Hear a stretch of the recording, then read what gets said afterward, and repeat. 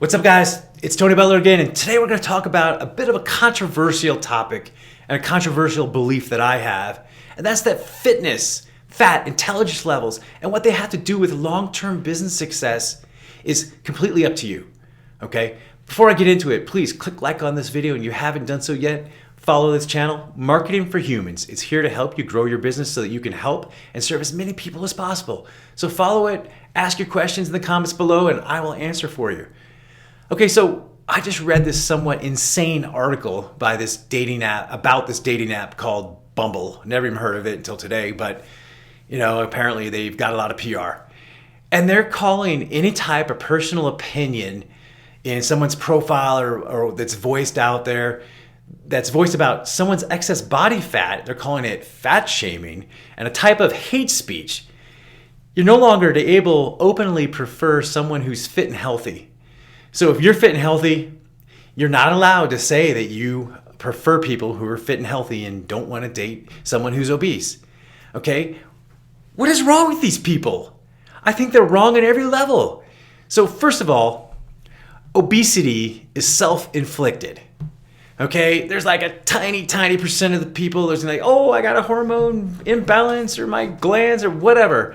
Okay? But for most people, it's absolutely wrong. They just got fat because they ate too much and they were in a calorie surplus for too long. That's just how fat works, okay? And second, obesity has no upside. It decreases your life expectancy. It reduces your self-confidence. And according to recent studies, extreme obesity, it can actually reduce your intelligence level. I mean, fat makes you stupid, okay? So why can't we talk about it without it being hate speech? It doesn't make sense to me, okay? And I'm not talking about being a little soft or not having six-pack abs. What I mean is having and maintaining a normal body weight, okay? Staying fit is important for all the right reasons. It increases your energy level. The extra oxygen intake makes you feel good.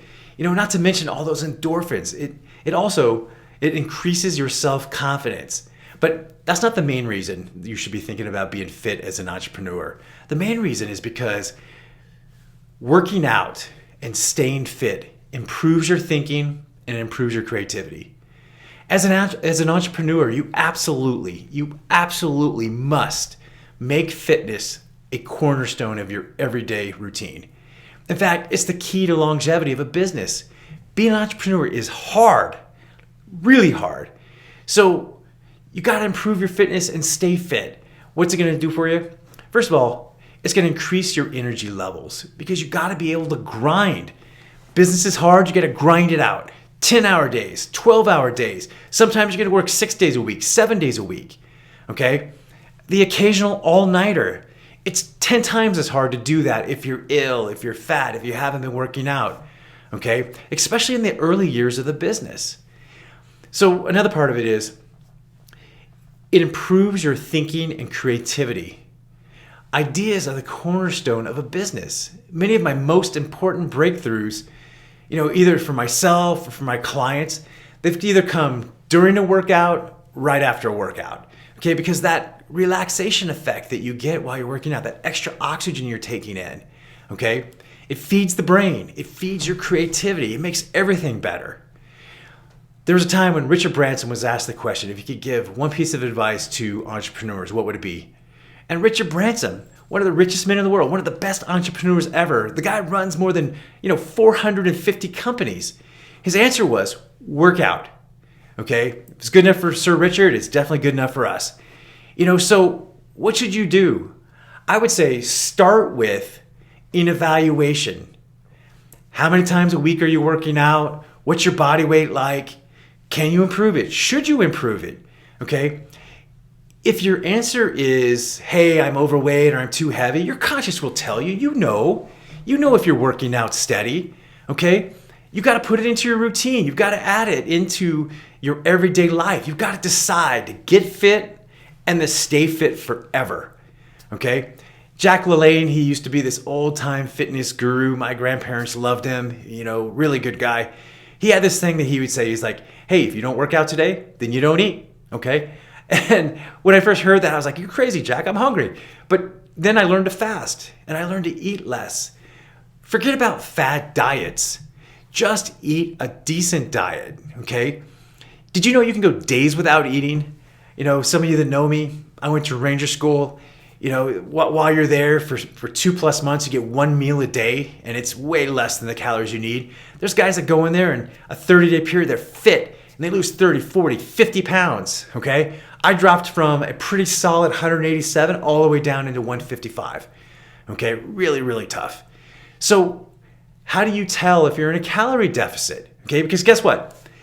All the fad diets in the world, all the nonsense that you hear on YouTube and other places, it all comes down to one single factor to lose weight. You've got to get in a calorie deficit so your body can burn the fat. That's it. That's how it works. Okay? So 3 ways to tell if you're in a calorie deficit. So the first one is you're going to be hungry. That's it. You got to learn to be hungry. The next is you're going to know if you're in a calorie deficit by you'll see some changes in your body on a weekly basis, 1 pound or 2 pounds. You don't want to go much more than that. And the third, and I know there's people going to start messaging me and say, well, there's lots of studies that say don't do it, but count your calories. If you calculate your daily metabolic balance, like what you should be eating on a daily basis, and then you count your calories, you'll be able to tell exactly where you are so that over the course of a week, 2 weeks, a month, you can have a feel for, okay, am I in a calorie deficit or not? All right, so it can be hard to tell on a day-to-day basis, but on a weekly basis, you definitely can do it. So there's my best advice to you is get in shape and stay in shape. You don't got to be an Olympian. You don't got to do MMA or like I do Brazilian Jiu-Jitsu, okay? Get out, be active, have fun, eat less, practice the push-aways, practice putting down the fork, okay? The number one way to lose weight is to eat less. That's it. There's just nothing else. And it will make you a better entrepreneur. You'll have more energy. You'll be smarter. You'll be more creative. Everything will be better.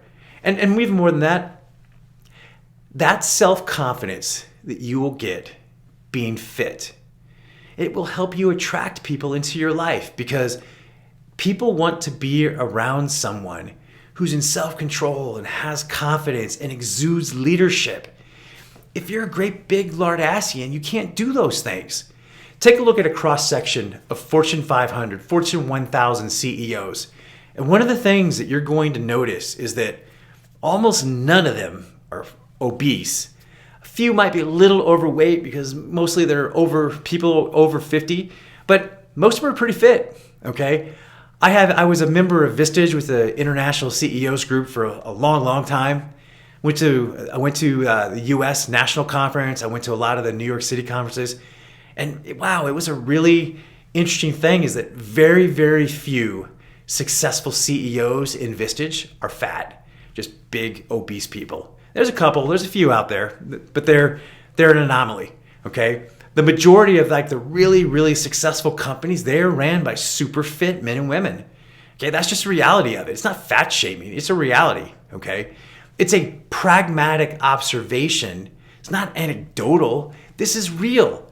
Okay, so it's not that someone is a bad person because they're fat and obese or whatever, but what it does mean is that they've lost sight of their discipline and they haven't taken the time to really understand what's going to help them be vital and grow their health.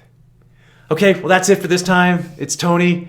If you haven't already, check out Primal Storytelling. I have a number of resources there to help you get started toward creating content that'll help your business grow through telling your story. Until next time, Tony Butler, be well.